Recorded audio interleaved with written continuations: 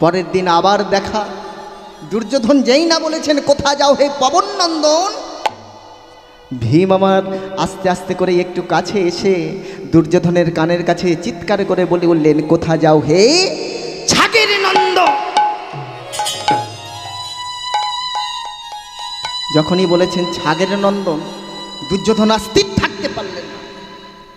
ছুটতে ছুটতে গিয়ে মা গান্ধারীকে প্রশ্ন করছে, মা আজকে তোমাকে সত্য করে বলতে হবে। কি সত্য? সত্যি কি মা আমি ছাগের নন্দন? আজকের ভীম আমাকে বলেছে আমি নাকি ছাগের নন্দন, এটা কি সত্যি? তোমাকে সত্যি করে আজকের বলতে হবে। মা গান্ধারী চুপ করে দাঁড়িয়ে রয়েছে। ও বাবা, মায়ের আগের জীবনের ইতিহাস ছেলের কাছে সে কেমন করে বলবে? আগের জীবনের ইতিহাস ছেলের কাছে কেমন করে বলবে? বলতে পারছে না। শেষে মা বললেন, শোন বাবা, আমার আগের জীবনের ইতিহাস তোকে যদি জানতে হয় তাহলে তোর দাদুর সুবল রাজের কাছে তুই চলে যা।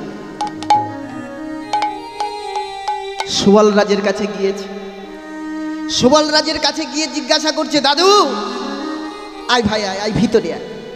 কেমন আছিস ভাই? কেমন আছি আমি সেটা বড় কথা নয়, তার আগে তুমি বলো আমার মায়ের আগের জীবনের ইতিহাস কি?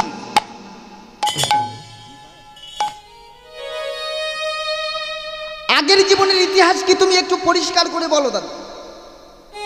আগের জীবনের ইতিহাস শুনতে চাস? দুর্যোধন, তোর মা যখন ছোট ছিল তখন তোর মায়ের জীবনে বৈধব্য যোগ ছিল। এই বৈধব্য যোগটা কেমন না, বিয়ের সঙ্গে সঙ্গে যে মেয়ের স্বামী মারা যায় তাকে বৈধব্য যোগ বলা হয়। আর এই যোগটা ছিল আমার মা গান্ধারীর মধ্যে। সারা ত্রিভুবন বুড়ে কোনো স্থানে সেই চিন্তার অবসান ঘটাতে পারছে না। কি করবে, কোথায় যাবে, কেমনভাবে মেয়ের এই বৈধব্য যোগ কাটাবে, কিছুতেই কোনো উপায় খুঁজে পাচ্ছে না। একদিন নারদমুনি এসেছে। নারদমুনি এসে বলছেন, সুবল রাজ, আমি আপনার এই চিন্তার অবসান ঘটিয়ে দিতে পারি। আসুন আসুন মুনিবার, ভিতরে আসুন, আসন গ্রহণ করুন। কেমন ভাবে কি করলে আমার মেয়ে গান্ধারীর বৈধব্য যে ঘটে যাবে আপনি একটু কৃপা করে বলুন। শুনুন, কোনো ভিখারি বা কোনো ঘর ছাড়া বৈষ্ণবকে দিয়ে, সন্ন্যাসীকে দিয়ে যদি তোমার মেয়ের বিবাহ দিতে পারো, আর বিবাহের সঙ্গে সঙ্গে সেই ভিখারি বরটা মারা যাবে, বৈধব্য যোগটা কেটে যখন যাবে, তোমার মেয়েকে একটা পাত্রের সঙ্গে বিয়ে দিয়ে দিবে। ও বাবা, সুবল রাজ বলছেন, সন্ন্যাসী, এ জগতে ভব ঘুরে সন্ন্যাসী ভিখারি বলতে আমার সামনে একজন আছে, সেটা হলেন আপনি। তাহলে নারদমুনি, আপনি আমার মেয়েকে বিবাহ করে নিন।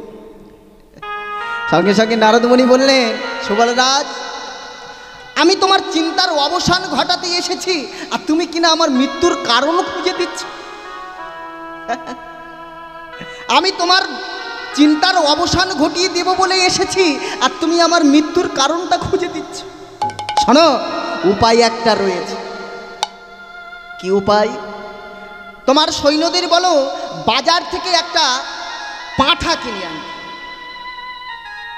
পাঁঠা কিনে এনে কি হবে না, ওই পাঁঠার সঙ্গে সর্বপ্রথম গান্ধারীর বিবাহ দেব, আর বিবাহ দেওয়ার পরে গান্ধারীর ওই বৈধব্য যোগটা যখন কেটে যাবে, আর কেটে যাবার পরে জন্মান্ধ ধৃতরাষ্ট্রের সঙ্গে তোমার মেয়ের বিবাহ দেব।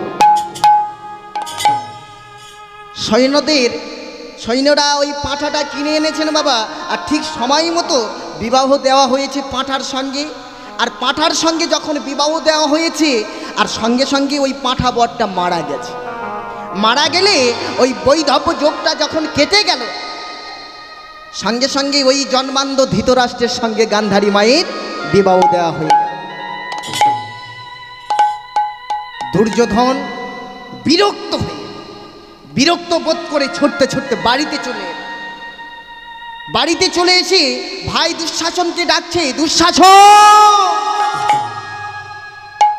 মাটি খনন করে তুমি একটা ঘর তৈরি করো, যেখানে 101 জন থাকতে পারবে। কি করবে দাদা তুমি? 101 জনের থাকবার জন্য ঘর যে করছো, কি করবে তুমি? হ্যাঁ, পুঁতে ফেলবো আমি, পুঁতে ফেলবো। কাদের তুমি পুঁতে ফেলবে? আমি মাতৃবংশকে ধ্বংস করে দেব, মাতুল কুলকে আমি ধ্বংস করে দেব। আমি চাই প্রতিশোধ। নিমন্ত্রণ করে মামার বাড়ি সবাইকে নিমন্ত্রণ করা হলো, মামাদের এবং দাদুকে নিমন্ত্রণ করা হলো। বাবা নিমন্ত্রণ করে যখন এসেছেন সবাই, ওই সবার হাতে এক পাত্র করে খাবার দিয়েছেন, একদিনের করে খাবার। আর একদিনের করে খাবার দিয়ে থাকবার জন্য একটা ঘর দেখিয়ে দিয়েছেন। আর যেই না ঘরের মধ্যে সবাই প্রবেশ করেছেন, আর দুর্যোধন পিছন থেকে এসে দরজাটা তালা দিয়ে, দুর্যোধন যখনই তালা দিয়ে দিয়েছে, দুর্যোধন তুমি এমনভাবে তালা দিয়ে দিলে কেন? শোনো দাদু, আমার সতীসাধ্যীর মার মাথায় তোমরা কলঙ্কের বোঝা চাপিয়ে দিয়েছ। আমি চাই প্রতিশোধ। তোমাদের মৃত্যু যন্ত্রণা দিয়ে আমি আমার মায়ের প্রতিশোধ নিতে চাই।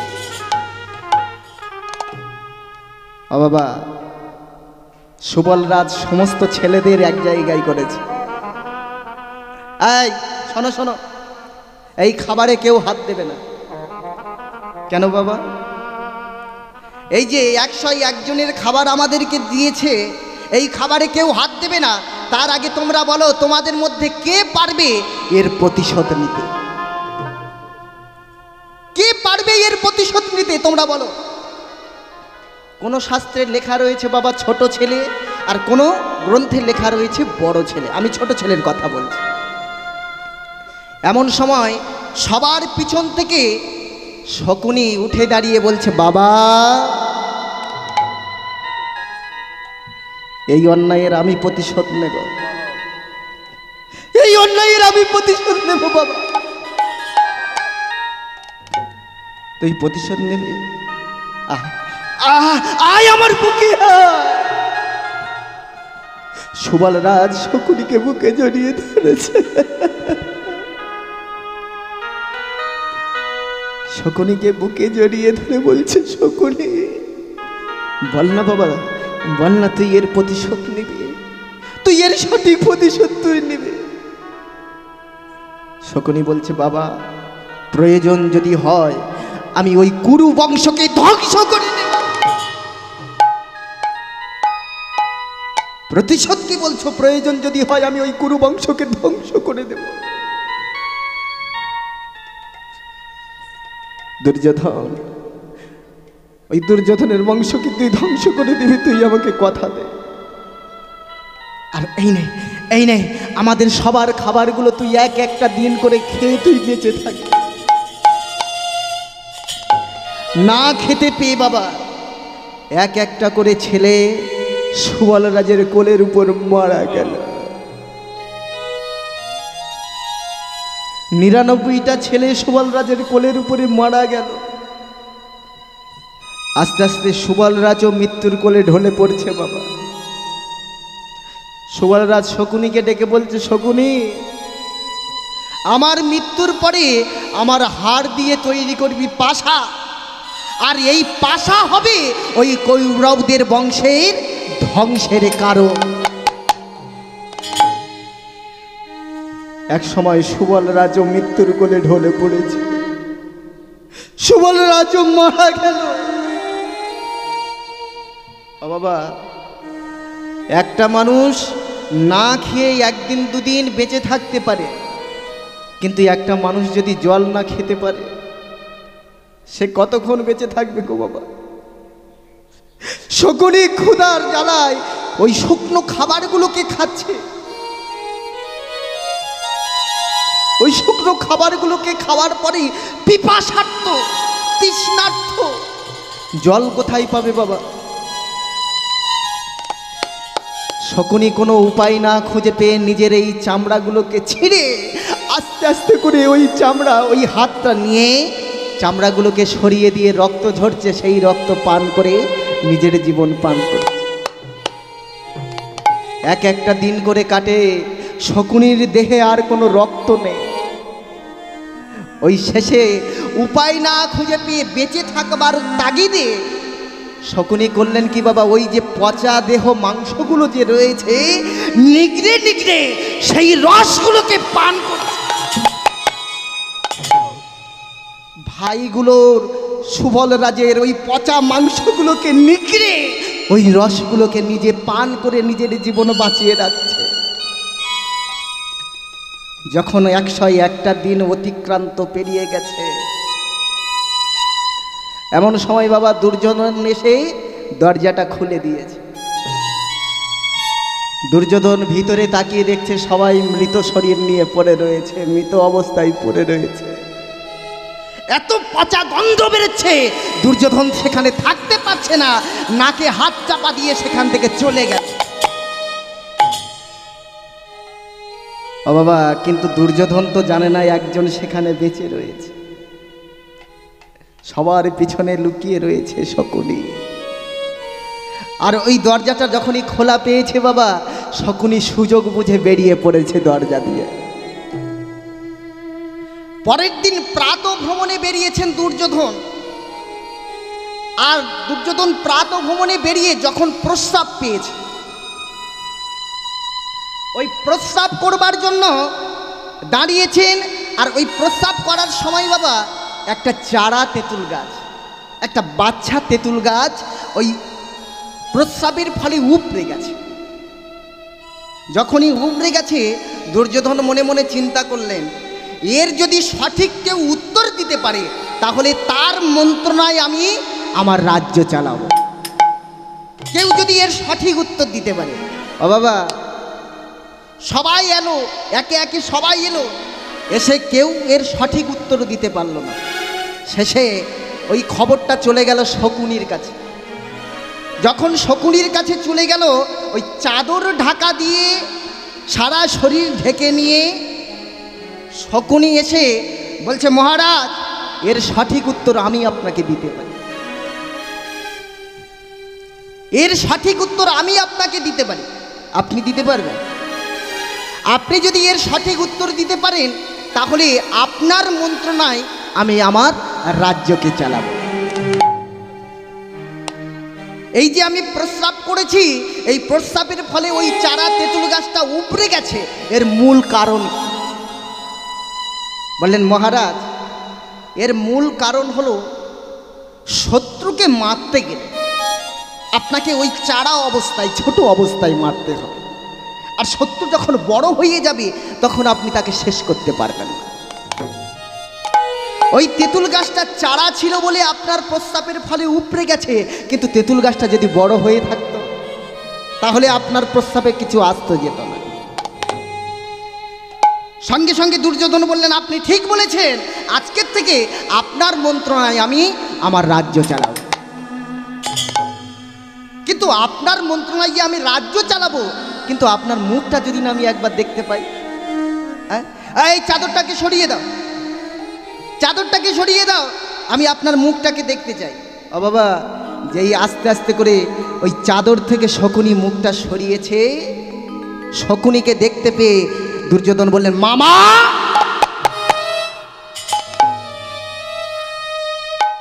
একই সবাই মারা গেল, তুমি মারা যাওনি। সবাই যে মারা গেল, তুমি মারা যাওনি। না দুর্যোধন, আমি মারা যাইনি। দুর্যোধন মনে মনে চিন্তা করলেন, 99 জন চলে গেছে, দাদুও চলে গেছে, তাহলে এই একা বেঁচে রয়েছে, এ আর আমার কি করতে পারবে? এ আমার কি আর করতে পারবে? নি মামার থেকে কানা মামা অনেক ভালো। হ্যাঁ, যার মামা নেই সে কি করে বুঝবে মামার মর্ম? 99 জন তো গেছে, তাহলে এই একটা মামাকে ডেকে অন্তত মামা বলা ডাকটা আমি অন্তত স্বাদ মেটাতে পারি।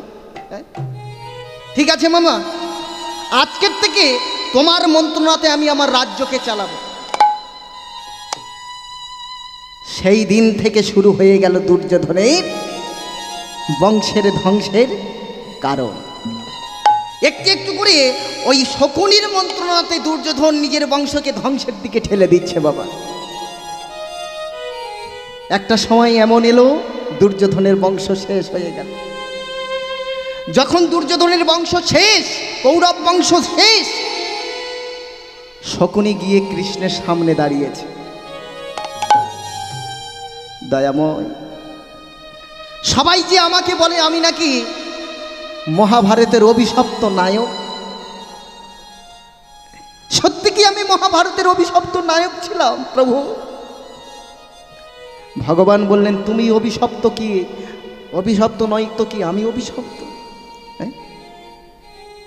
বললেন, প্রভু ওই যে যখন পাশা খেলা চলছিল, ওই সময় কার যেন একটা কালো হাত এসে পাশার গুটিগুলোকে সব পাল্টে দিয়েছিল।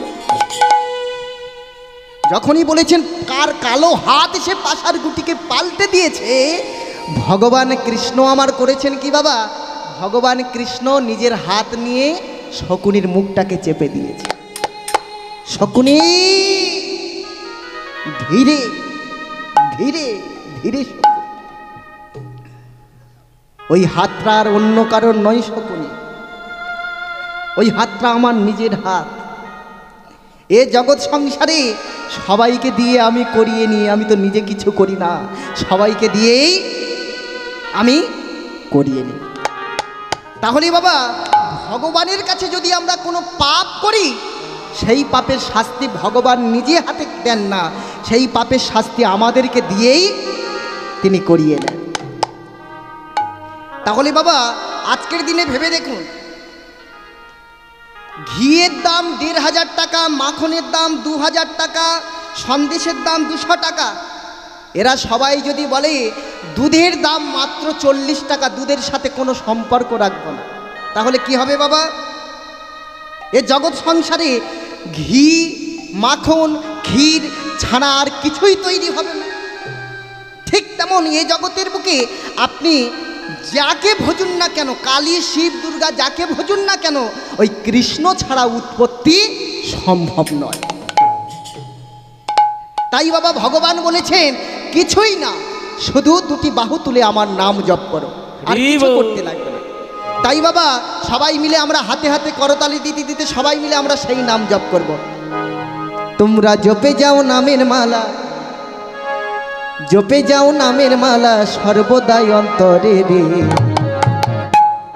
বলো হরে কৃষ্ণ হরে কৃষ্ণ কৃষ্ণ কৃষ্ণ হরে হরে। সবাই মিলে তোমরা জপে যাও নামের মালা, ও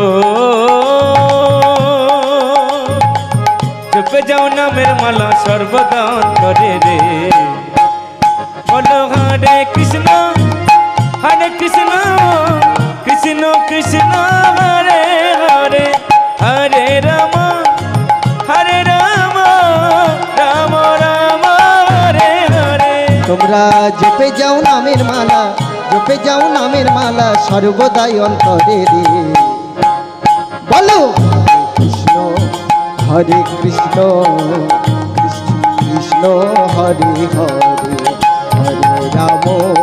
হরে রাম রাম রাম হরে হরে। তোমরা জপে যাও নামের মালা, জপে যাও নামের মালা সর্বদা অন্তরে রে, গাও হরে কৃষ্ণ কৃষ্ণ কৃষ্ণ কৃষ্ণ হরে হরে, হরে রাম রাম রাম রাম হরে হরে। তোমরা এই নাম জপে যাও মন রসনা, কামনা বাসনা তার দূরে চলে যায়।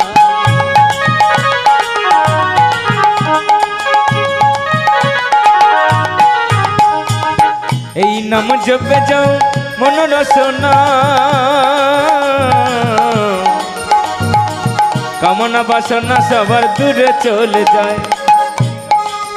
তোমরা এই নাম জপে যাও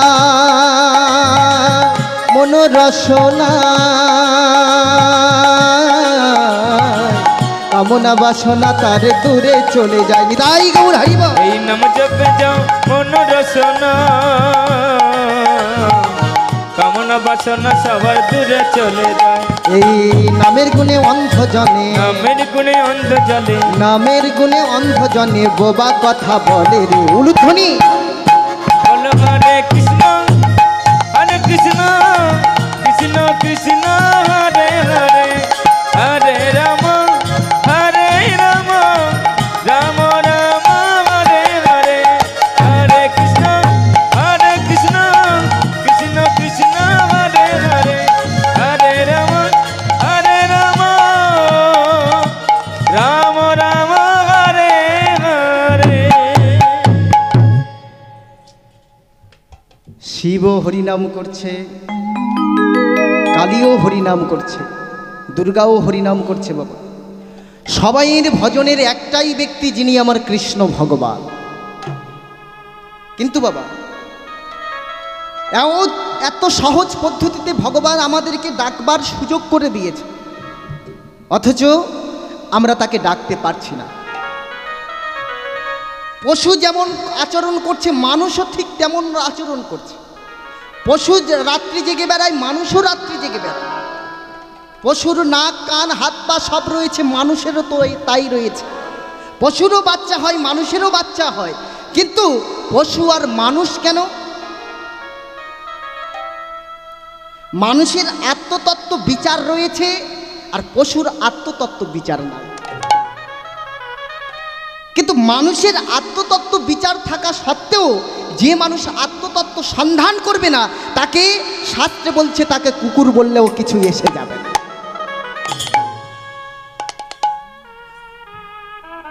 হরি বল বাবা। এই জন্য 1 জানুয়ারিতে যেদিন রামকৃষ্ণদেব কল্পতরু মহোৎসব করেছিলেন, ওই দিন দেশ থেকে বিদেশ থেকে বহু নামি দামি মানুষ সেখানে এসেছিলেন। কেন না? রামকৃষ্ণদেবকে প্রণাম করতে।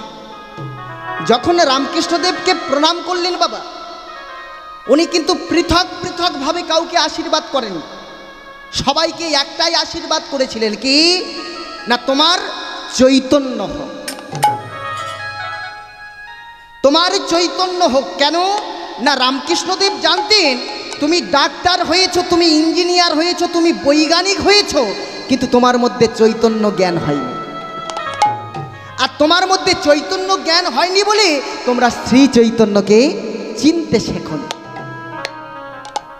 যেদিন তোমাদের মধ্যে চৈতন্য জ্ঞান লাভ হবে, সেই দিন তোমরা শ্রী চৈতন্যকে চিনতে শিখবে। তাই আমার ভগবান করেছেন কি বাবা? ওই রাজ সুখ পরিত্যাগ করে দিয়ে, দাপরের রাজা ছিলেন ভগবান, সেই রাজ সুখ পরিত্যাগ করে দিয়ে ভগবান এসেছেন কাঙাল হয়ে কলিযুগের দ্বারে নাম বিতরণ করবেন। শুধুমাত্র নাম বিতরণ কি বাবা? না, আমাদেরকে উদ্ধার করবার জন্য ভগবান এসেছে। হরি বল বাবা।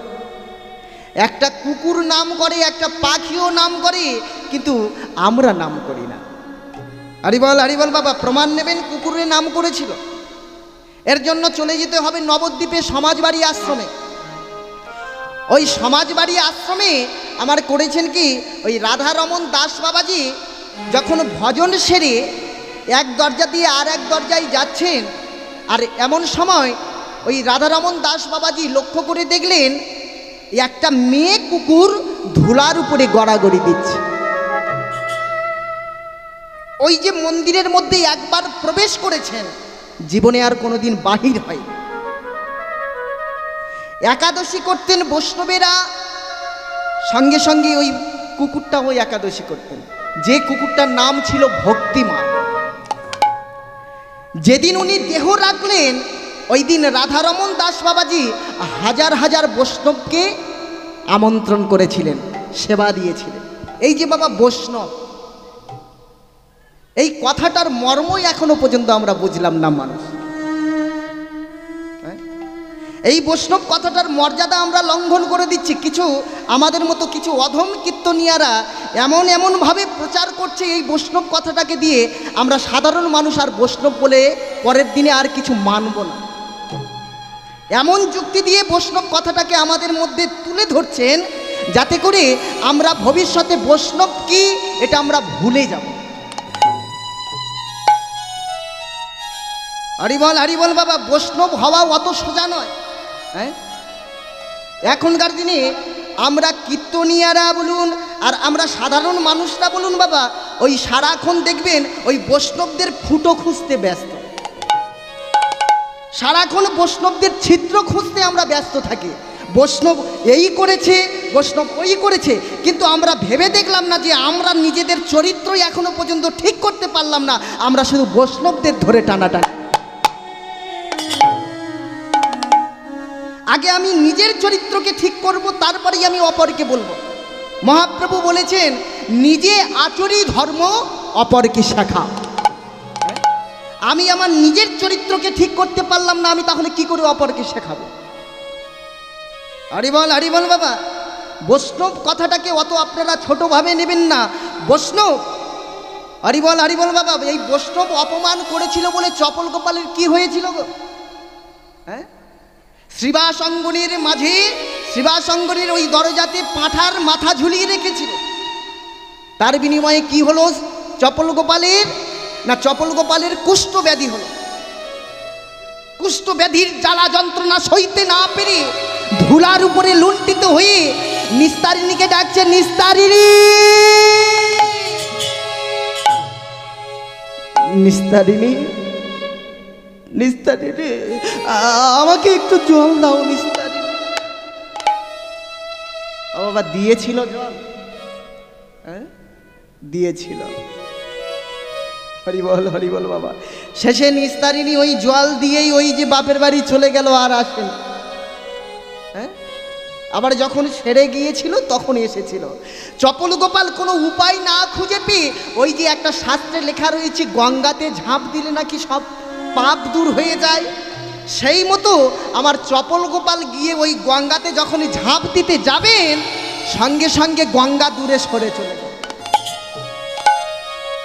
কারণ কি?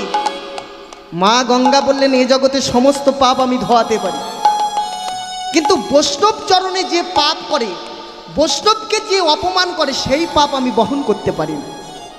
তাহলে বাবা, আমরা এ জগতে যেমন ধরনের পাপ করি না কেন, সব পাপ ওই গঙ্গার জলে ধোয়া যাবে, পরিষ্কার করা যাবে, কিন্তু বৈষ্ণবকে অপমান করলে সেই পাপ আপনি কোনো জায়গাতে ধোয়াতে পারবেন না। হরি বল বাবা। এই সংসার কুরুক্ষেত্রের মাঝে ডুবে গিয়ে আমরা ওই বৈষ্ণব কথাটাকেই চিরদিনের মতো ভুলতে বসেছি। এই সংসার কুরুক্ষেত্রের মাঝে, হরি বল ও বাবা, এই যে কুরুক্ষেত্র কথাটা যে আমরা সারা জীবন ধরে শুনছি, তাই না বাবা? অথচ আপনারা লক্ষ্য করে দেখবেন, ওই কুরুক্ষেত্রের জন্ম কাহিনী পর্যন্ত এখনো আমরা অনেকে জানি না।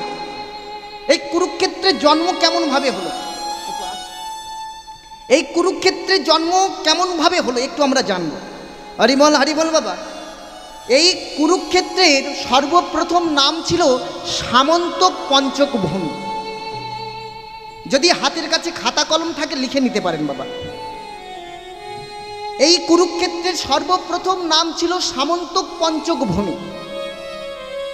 এই সামন্তক পঞ্চক ভূমির রাজা ছিলেন সামন্তক পঞ্চক। তো দেবতারা ইউনিয়ন করলেন স্বর্গরাজ্যে যে আমরা দুটি যজ্ঞ করব, একটি হবে স্বর্গে আর একটি হবে মর্তে। স্বর্গে আর যজ্ঞ করবেন কোথায়? না, স্বর্গে যজ্ঞ হবে ইন্দ্রের রাজ্যে। যজ্ঞ হয়ে গেছে, আর এইবার আপনি মর্তে যজ্ঞ করবেন কোথায়? না, মর্তে বাবা ওই যজ্ঞ করবেন বলে সবাই এসেছেন ওই সামন্তক পঞ্চক রাজার কাছে। চন্দ্র, ইন্দ্র, বরুণ সমস্ত দেবদেবী এসেছেন, শিব, দুর্গা, কালী সবাই এসেছেন, সঙ্গে এসেছেন ব্রহ্মাদেব, ব্রহ্মাও এসেছেন। এই যে সামন্তক পঞ্চক রাজা, আপনার এই ভূমিতে আমরা একটু যজ্ঞ করতে চাই, আপনারা যজ্ঞ করবেন? আসুন আসুন দেবতারা, আপনারা ভিতরে আসুন। আমার কি সৌভাগ্য, আপনারা দেবতারা হয়ে আমার রাজ্যে এসেছে। যদি প্রয়োজন হয়, এ ভূমি তো আমার নয়। এই যে আমরা এত যে জমির বড়াই করছি, এই জায়গা জমির বড়াই করছি বাবা, আমার জমি, আমার জায়গা, এই জমি তো আমার নয় বাবা। সামন্তক পঞ্চক রাজা বললেন, এ জমি তো আমার নয়, যদি প্রয়োজন হয় যজ্ঞের কারণে আমি আমার নিজের বুকটা পর্যন্ত পেতে দিতে। এতটাই ধর্মপরায়ণ ছিলেন বাবা। তাই ব্রহ্মাদেব ওখানে যজ্ঞ শুরু করলেন। যখন ভূমিটার নাম ছিল সর্বপ্রথম সামন্তক পঞ্চক ভূমি, ব্রহ্মা যখন ওই জমিতে যজ্ঞ করলেন ওর নাম হয়ে গেল ব্রহ্মাবর্তক ভূমি। আর ওই ব্রহ্মাবর্তক ভূমিতে যজ্ঞের শেষে ওই ভূমির নাম হয়ে গেল ধর্মভূমি। আর ওই ধর্মভূমিতে হস্তিনার রাজা, যার নাম ছিল কুরু,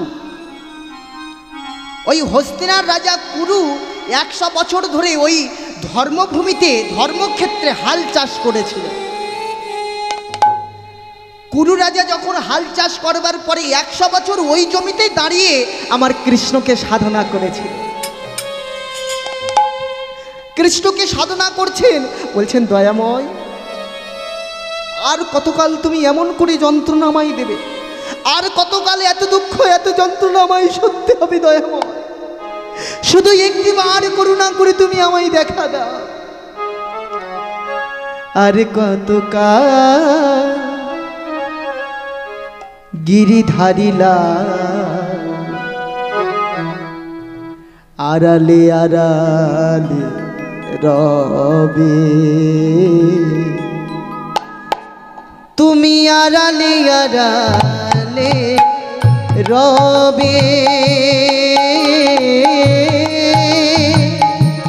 আড়ালে আড়ালে রবে।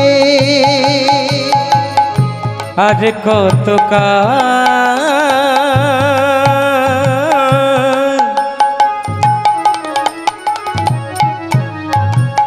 গিরিধারিলা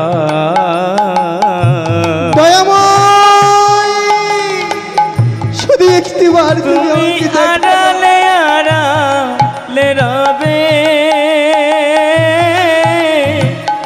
আড়ালে আড়ালে রবে গো, আড়ালে আড়ালে রবে। আর কতকাল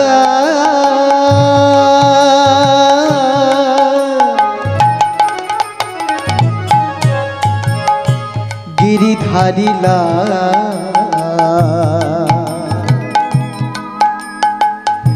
আড়ালে আড়ালে রবে, আড়ালে আড়ালে রবে, আড়ালে আড়ালে রবে। বলো আর কত কাল শুধু একটিবার গিরিধারিলা আড়ালে আড়ালে রবে, আড়ালে আড়ালে রবে গো, আড়ালে আড়ালে রবে।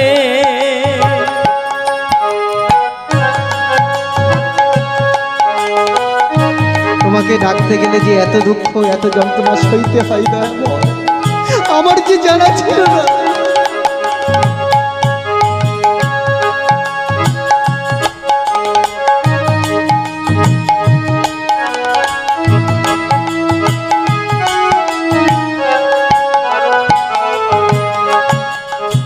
দর্শন না দিবে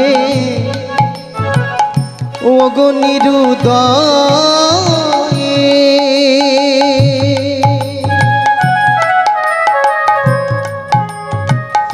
তবে কেন ব্যথা দিয়ে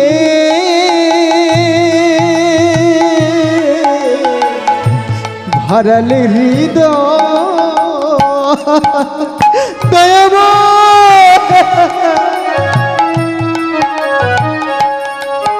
ওগো দর্শন নাই দিবে ওগো নিরুদয়ে,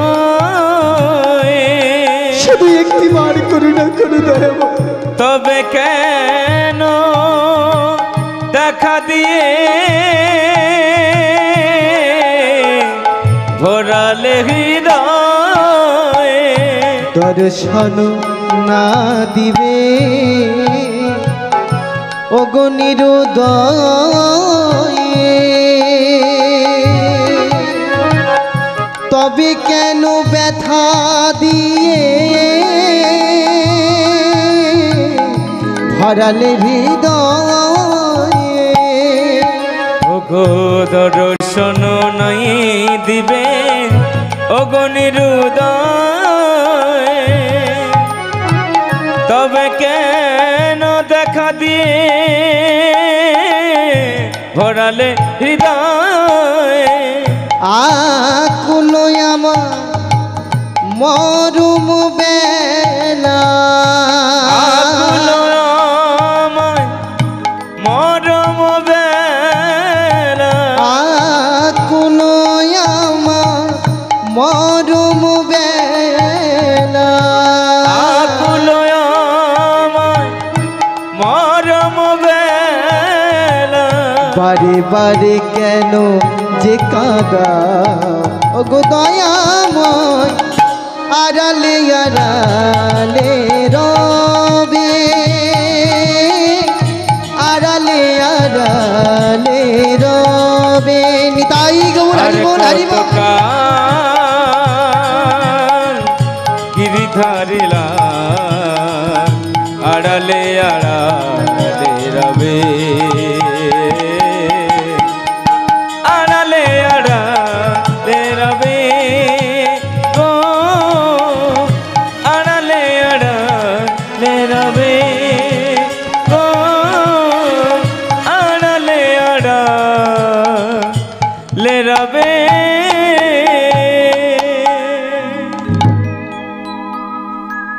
ভক্তের ডাক ভগবানের কর্ণে ঠিক পৌঁছে গেল। ভক্তাধীন ভগবান আমার করুণা করে এসে সামনে দাঁড়িয়েছে। গুরু, আমি এসেছি গুরু, তুমি বর প্রার্থনা করো। প্রভু, কথা যদি দিতে হয়, বর যদি দিতে হয়, তবে তুমি এই কথা দাও। 100 বছর আমি যে জমিতে দাঁড়িয়ে সাধনা করেছি, তোমাকে আমি ডেকেছি। আমার মরণের পরে এই জমিটা যেন আমার নামের সঙ্গে জুড়ে দেওয়া হয়। কুরু যখন মারা গেল, কুরু যখন চলে গেল ইহলোক ছেড়ে, ও বাবা, সেই থেকে ওই কুরুর নামের সঙ্গে জুড়ে দেওয়া হলো কুরুক্ষেত্র। এটা বহিরঙ্গের কথা বললাম বাবা, এইবার অন্তরঙ্গের কথা জানো। এই যে সারা জীবন ধরে আমরা যে কুরুক্ষেত্র খুঁজছি, কুরুক্ষেত্র কোথায়? শাস্ত্রে বলছে, যাহা আছে দেহ ভাণ্ডে তাহা নাই বিশ্ব ব্রহ্মাণ্ডে। আপনি ওই সারা জীবন ধরে কুরুক্ষেত্র যদি খুঁজে যান, সারা জীবন কোথাও পাবেন না কুরুক্ষেত্র। পাবেন কি করি? যাহা এই দেহের মধ্যে রয়েছে তাহা বাইরে কোথা থেকে পাবেন? দেহের মধ্যে কুরুক্ষেত্র রয়েছে বাবা। আমি ক্লিয়ার করে বলবো না বাবা, মায়েরা রয়েছে, বাবারা রয়েছে, বয়স্ক বাবারা রয়েছে, ক্লিয়ার করে বলবো না, আমি উপর থেকে বলে যাব, আপনারা বুঝে নেবেন। এই যে কুরুক্ষেত্র, দেহের মধ্যে খুঁজুন কুরুক্ষেত্র মাঠ, আপনারা অবশ্যই চিনতে পারবেন। এই কুরুক্ষেত্রের মাঠের মধ্যে যুদ্ধ করতে নেমে কত লক্ষ লক্ষ হাজার হাজার প্রাণ সেখানে চলে গেল। সূক্ষ্ম কীট থেকে তৈরি হয়ে কুরুক্ষেত্রের মাঠে পড়ে শেষ।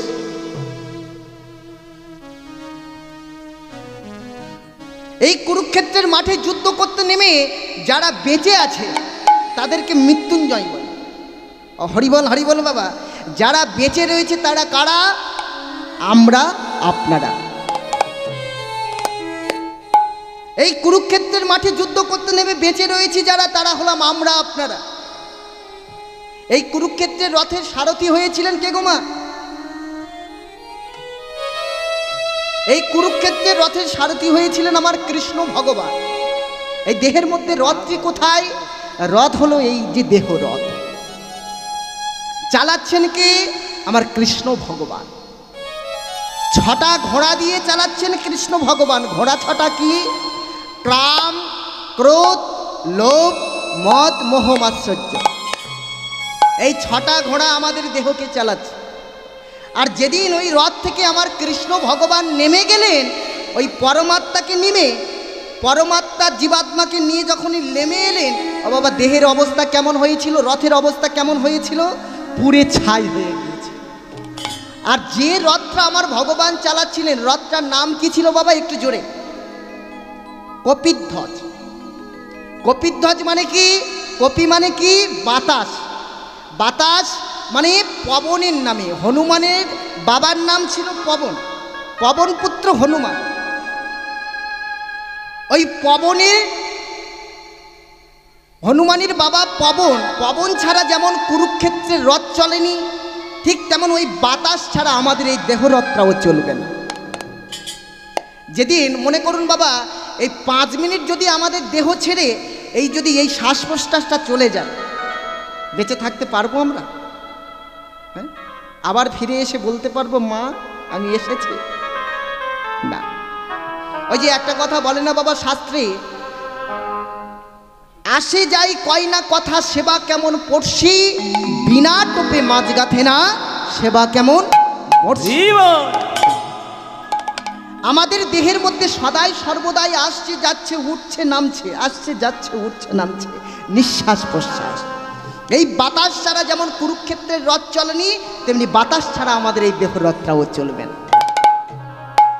আরে বল বাবা, ওই যে কুরুক্ষেত্র যুদ্ধ হয়েছিল কতদিন? 18 দিন। আমরা গ্রন্থে পেয়েছি যে 18 দিন যুদ্ধ হয়েছিল, কিন্তু বাবা প্রকৃতপক্ষে 18 দিন যুদ্ধ কিন্তু হয়নি। হয়েছিল কতদিন? 17.5 দিন। আপনারা পড়ে দেখবেন তো। হরিবল বাবা, এই যে 18 দিন যুদ্ধের কথা যে উল্লেখ করা হয়েছে, এখানে তো শাস্ত্রে 19 দিন বলতে পারতো, 17 দিন বলতে পারতো, 16 দিন বলতে পারতো, কিন্তু ওই 18 দিন বললেন কেন? হরিবল বাবা, এই যে 18 দিন যুদ্ধের কথা ঘোষণা করা হয়েছে, এই যুদ্ধ তো আর সেই যুদ্ধ নয়। 18 দিন যুদ্ধ মানে 18 মকামকে জয় করা। 18 মকাম কি? চূড়া মধ্যে চূড়ামণি ব্রহ্মস্তপে স্থিতি, পাঠ মধ্যে মহাবিষ্ণু করেন বসত, চক্ষু মধ্যে কালাচাঁদ করিতেছে ধ্যান, নাসিকাতে নিত্যানন্দ মধু করে পান, কর্ণেতে চৈতন্য গোসাই হয়ে সাবধান, মুখেতে ভদ্রাক্ষ বসে তহই যোগান, জিহব্বাতে নারদমণি বাজাই কলন্দল, জিহব্বার নিচে বসুরতি কাই গঙ্গা জল, কণ্ঠেতে শশিকালয় বাহুতি বলরাম, হস্ত মধ্যে শ্রীগোবিন্দ দাম অধিপতি, সপ্তদ্বীপে জগন্নাথ করেন বসতি, নাভি মূলে ব্রহ্মা সদা করিতেছে লীলা, সিংহে মহাদেব বসিল এ শশী চন্দ্রকলা, পুচ্ছদ্বারে বসিয়াছে নারু আর গোপাল, কামিনীর সঙ্গে কালী করাইয়ে বরাল, হাঁটুতে 36 স্থিতি বসুমতি পাই, 18 মকাম তত্ত্ব শোনো সমুদয়। এই সব তত্ত্ব কথা যেই জন লানে, কুরুক্ষেত্র লীলার রস সেই জন মানে নিতাই গৌর হরি বল। এই যে 18 মকাম তত্ত্ব, এই যে কুরুক্ষেত্রের যুদ্ধ 18 দিন ঘোষণা হয়ে গেল, বল যুদ্ধ হবে। 18 দিন যুদ্ধ যখন হয়ে চলবে ঘোষণা হয়ে গেল। আর ওই কুরুক্ষেত্রের যদি মাঠে আপনারা যান, দেখবেন একটা বটবৃক্ষ আজও সাক্ষী হয়ে দাঁড়িয়ে রয়েছে। আর ওই বটবৃক্ষের উপরে একটা কপত আর একটা কপতি বাস করত। যেদিন ঘোষণা হলো যে কুরুক্ষেত্র যুদ্ধ হবে, ওই কুরুদের সঙ্গে পাণ্ডবদের আর ভগবান স্বয়ং অর্জুনের রথের সারথি হবে, ঘোষণা হয়ে গেল। ও বাবা, যখন ঘোষণা হয়ে গেল, ওই কপত এসে কপতিকে বলছে, কপতি কাল প্রভাত থেকে যুদ্ধ শুরু হবে, চলো কত তীর আমাদের দিকে ছুটে আসবে, আমরা মারা যাব, চলো আমরা চলে যাই। কপতি সেদিন কপতকে বলেছিল, কপত যৌবন চলে গেলে এ জগতে স্বামীর সঙ্গে আর কোনো সম্পর্ক থাকে না, তখন জগৎ স্বামীর প্রয়োজন হয়। তুমি যদি যেতে চাও যাও, আমি যেতে পারবো না। কপত কপতিকে ছেড়ে চলে গেল। বাবা, কপতিকে ছেড়ে কপত যখন চলে গেল, পরের দিন প্রভাতকালে ওই ডানার মধ্যে নিজের বাচ্চাটাকে নিয়ে রাস্তার উপরে দাঁড়িয়ে রয়েছে আর কাঁদছেন, প্রভু একটি বার করুণা করে তোমার রথের চাকাটি আমার বুকের উপর দিয়ে নিয়ে যাও। রথের চাকা যদি তোমার বুকের উপরে দিয়ে, তাহলে যে তোমার প্রাণ চলে যাবে। বলেন প্রভু, প্রাণ চলে গেলে সেটা আমার লাভ। কিসের লাভ? তোমার রথের চাকা যখন আমার বুকের উপরে দেবে, সেই রথের উপরে তুমি অনাদির আদি গোবিন্দ বসে, তোমাকে দেখতে দেখতে আমি মৃত্যুর কোলে ঢুলে পড়বো, এটা আমার লাভ। কে জানে তোমার, বলো কোথায় তোমায় ঘর।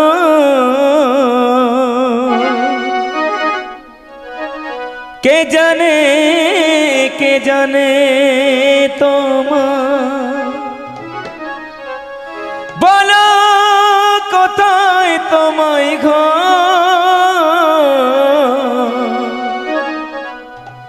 কে বা তোমার আপন দয়াল, কে বা তোমায় কে জানে প্রভু,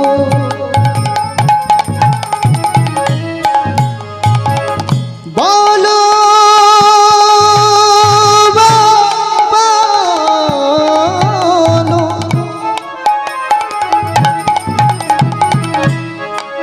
বলো কোথায় তোমার ঘর। কে বা তোমার আপন দয়াল, কে বা তোমার কে জানে তোমায়। জানি না দয়াময়, কোথায় তোমার ঘর, কোথায় তোমার ঠিকানা। বলো কোথায় তোমায় ঘর।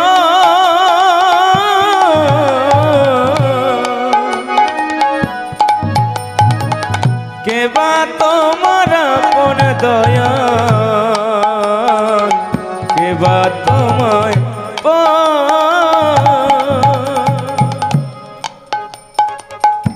মথুরাতে আছো তুমি,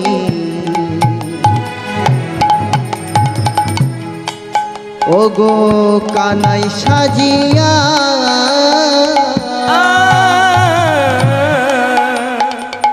বৃন্দাবনে আছো তুমি, রাধা রূপে লইয়া। মথুরাতে আছো তুমি, কানাই সাজিয়া।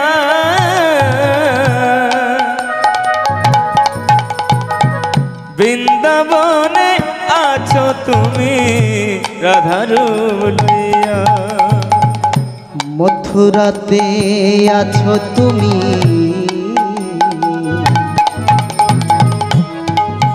ওগো কানাই সাজিয়া।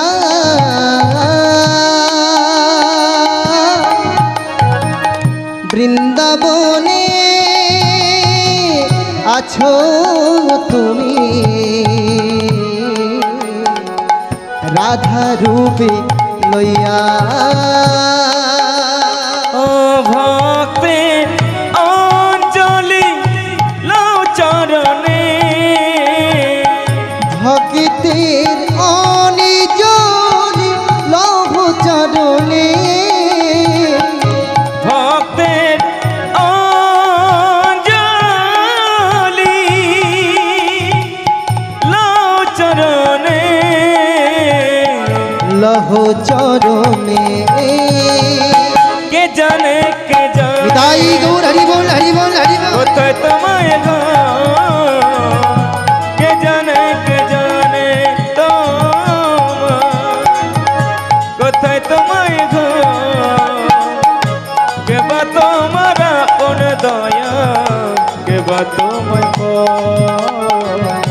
কে বা তোমায় ঘর, কে বা তোমায় ঘর।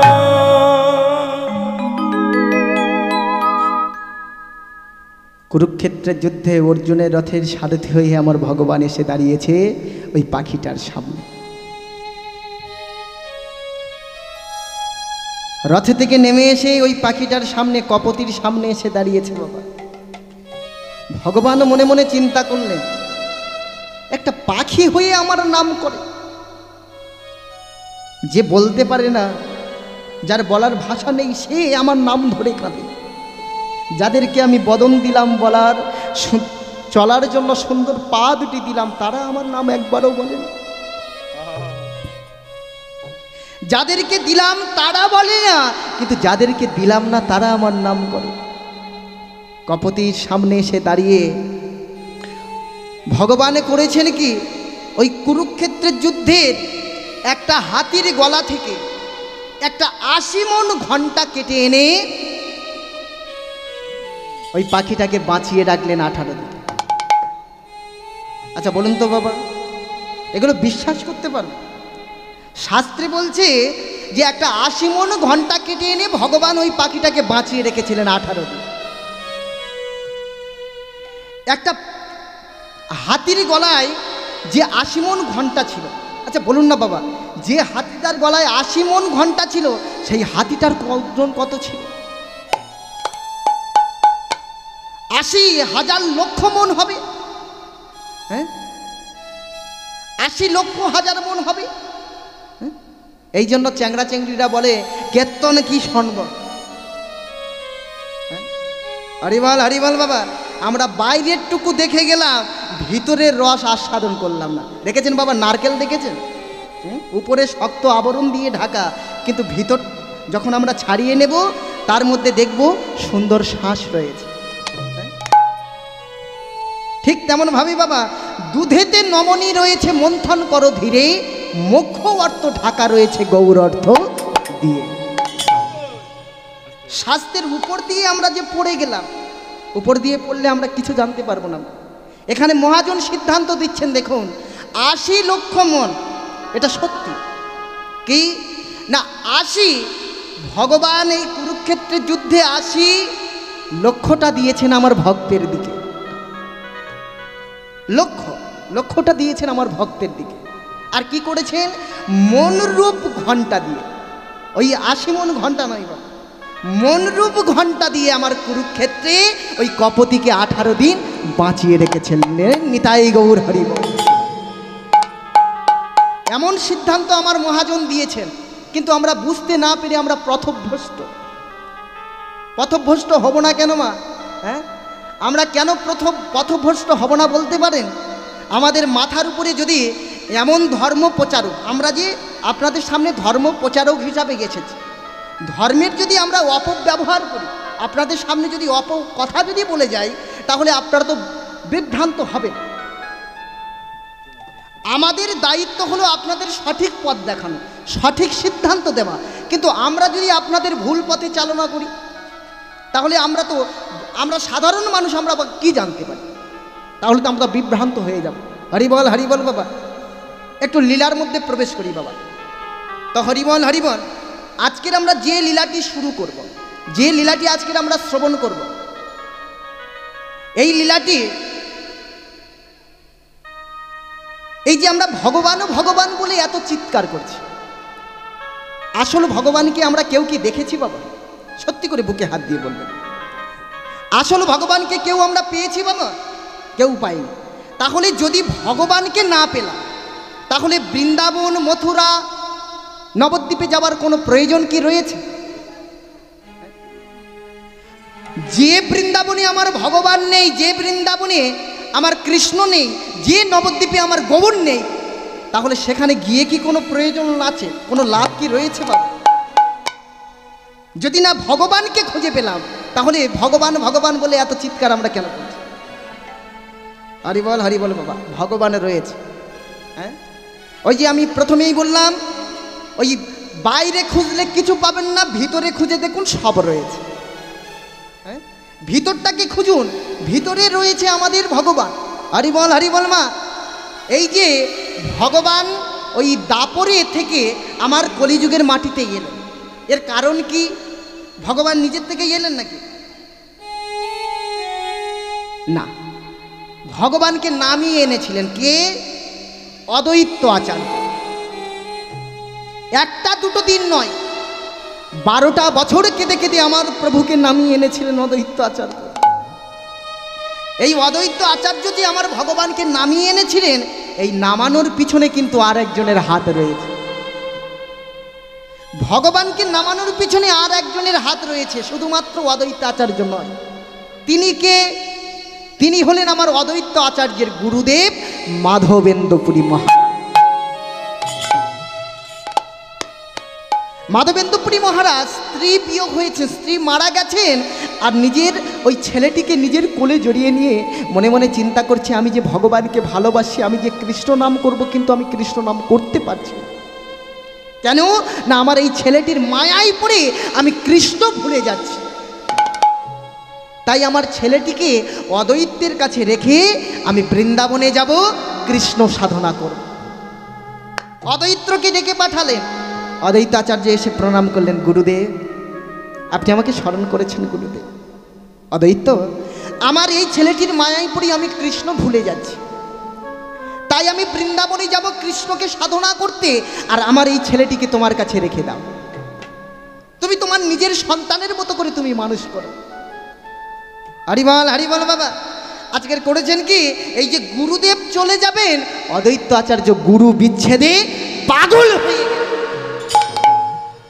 গুরুদেবের চরণটা জড়িয়ে ধরেছে। গুরুদেব,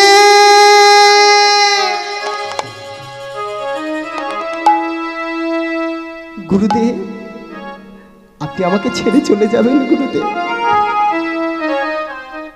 অদ্বৈত, আমার জন্য, হতভাগার জন্য কেঁদে তুমি কি করবে? ওই তাকিয়ে দেখো, কলির জীব আজ পাপে পরিপূর্ণ। কলির জীবকে উদ্ধার করবার জন্য তুমি প্রয়োজন যদি হয় ভগবানকে নামিয়ে আনার ব্যবস্থা করো। আমার জন্য কেঁদে তুমি কি করবে? কলিযুগের অবস্থা তুমি লক্ষ্য করে তুমি ভগবানকে ফিরিয়ে আনার ব্যবস্থা করো। অদ্বৈত আচার্য বললেন, গুরুদেব আমার মতো হতভাগার ডাকে কি কোনোদিন আমার ভগবান নেমে আসবে? অদ্বৈত, আমি তোমাকে আশীর্বাদ করে গেলাম, ডাক যদি সঠিক হয়, লক্ষ্য যদি ঠিক থাকে, তোমার মতো হতভাগার ডাকে ভগবান আসতে বাধ্য বাধ্য বাধ্য। আর শোনো অদ্বৈত, প্রত্যেক দিন 3টি করে তুলসী পত্র ভাসমান করবে ওই গঙ্গার তীরে। যেদিন দেখবে 3টি তুলসী পত্রের মধ্যে একটি হবে উজান বাহিনী, সেদিন জানবে আমার ভগবানের আবির্ভাব। অদ্বৈত আচার্য প্রত্যেক দিন 3টি করে তুলসী পত্র ভাসমান করে দেয় গঙ্গার জলে, আর চোখের জলে বুক ভাসিয়ে বলে, কি বলেন গো বাবা? কৃষ্ণ ছাড়া কে আছে আমার,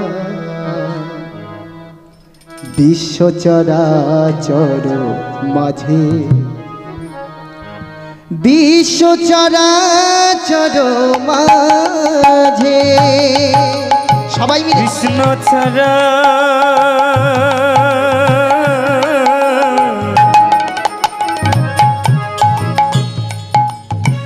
কে আছে আমার,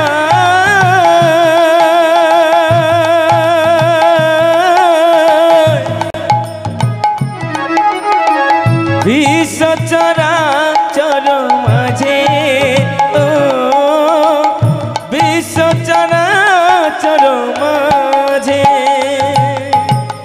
কৃষ্ণ ছাড়া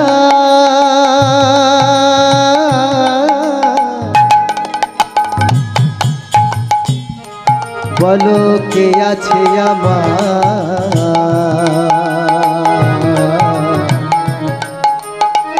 বিশ্ব চরাচর মাঝে,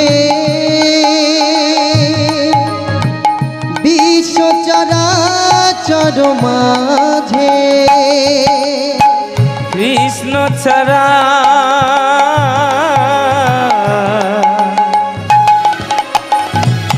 বলো কে আছে আমার, দয়াময় বিশ্ব চরাচর মাঝে, ও বিশ্ব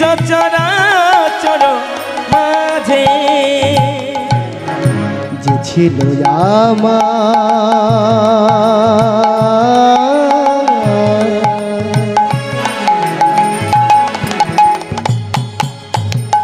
দুঃখ সুখেরই বন্ধু, সে হলো আমার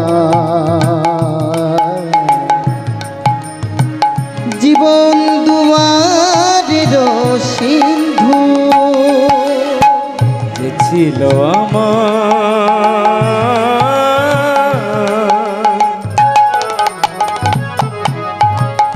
দুঃখ সুখের বন্ধু,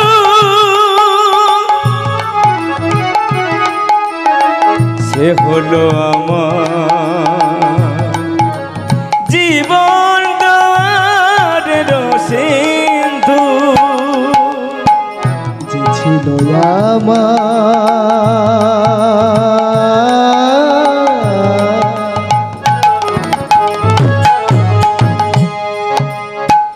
দুঃখ সুখেরই বন্ধু, সে হলো আমার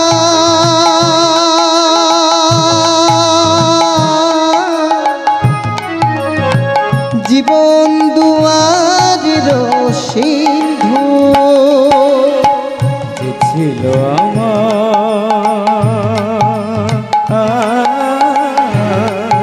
দয়াময় দুঃখ শুধু একটুখানি সুখের বন্ধু, সে হলো আমার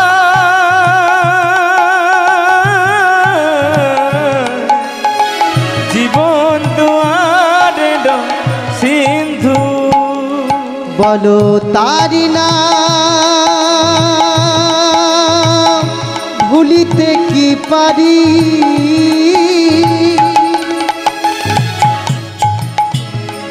বলো তারি নাম ভুলিতে কি পারি, বলো তারি নাম ভুলিতে কি পারি। তাই গৌর হরি বল হরি বল হরি বল। বিশ্ব চরাচর মাঝে কৃষ্ণ ছাড়া কে আছে আমার, বিশ্ব চরাচর মাঝে, বিশ্ব চরাচর মাঝে। ও বিশ্ব চরাচর মাঝে, বিশ্ব চরাচর মাঝে।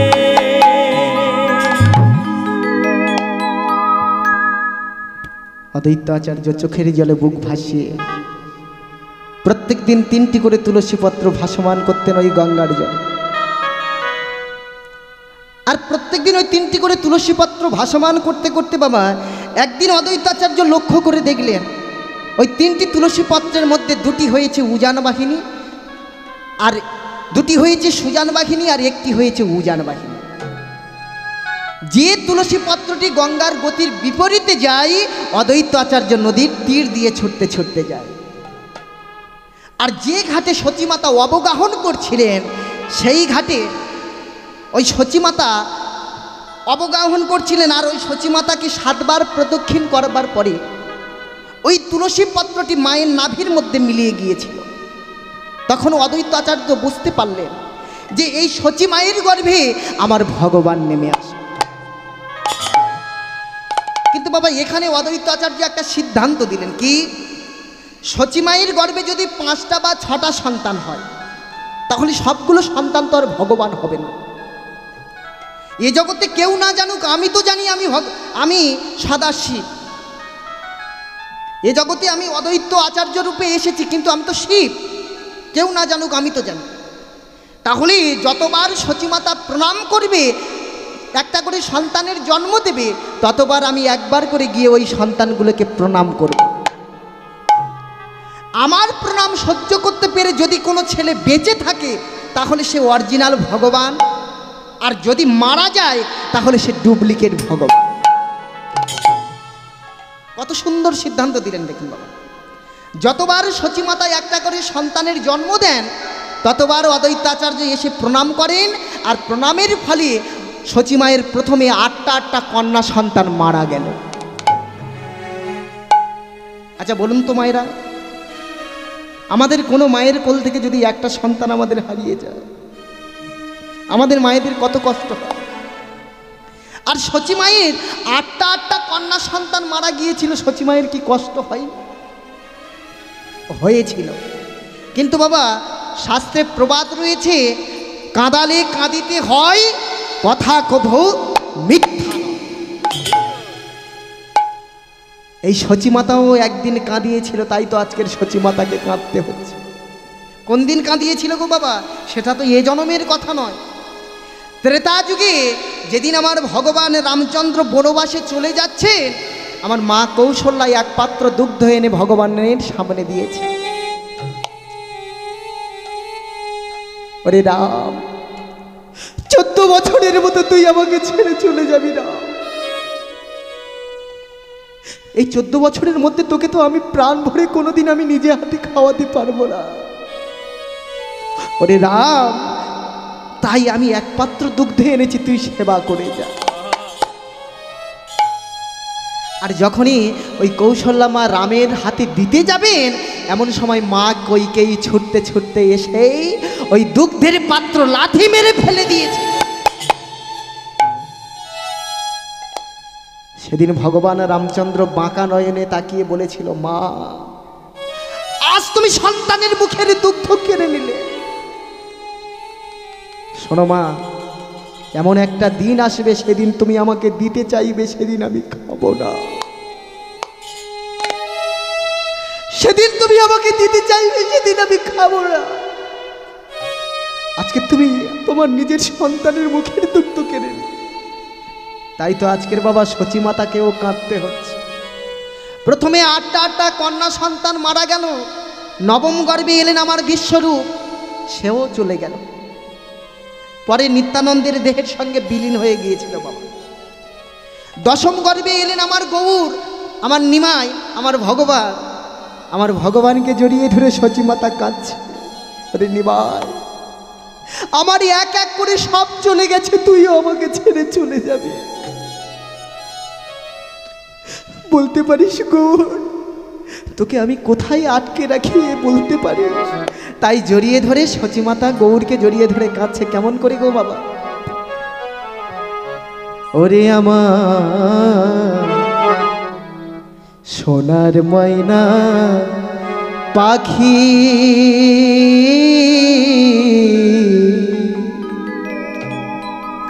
কোন বা দেশে উইরা যাবি রে,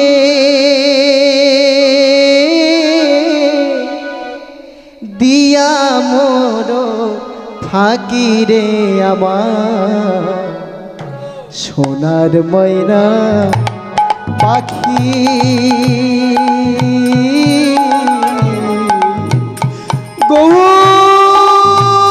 ওরে আমার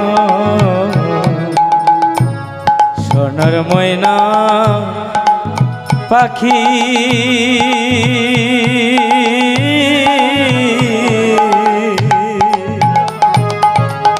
কোন বা দেশে যাবি উড়ারে,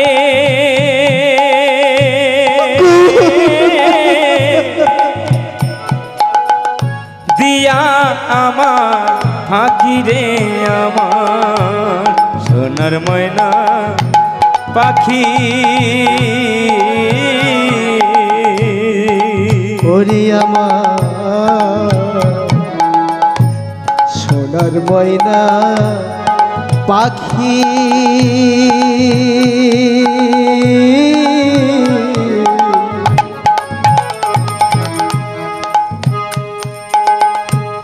কোন বা দেশে উইরা যাবি রে,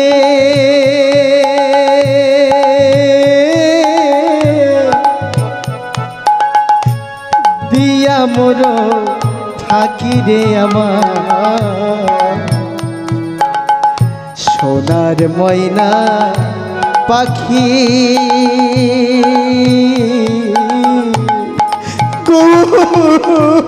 সোনার বরণ পাখি রে আমার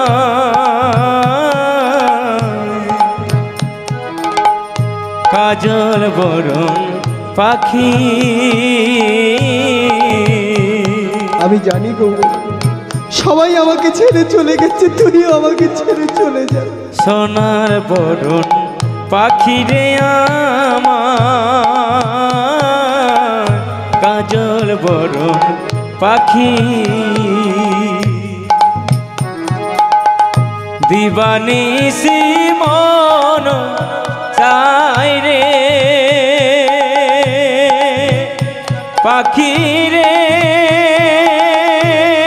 নিতাই গৌর হরি বল, হরি বল, হরি বল। দিবানিসি মন চাই রে বাইধা তোরে রাখি রে আমার সোনার ময়না পাখি আমার কাজল বড় পাখি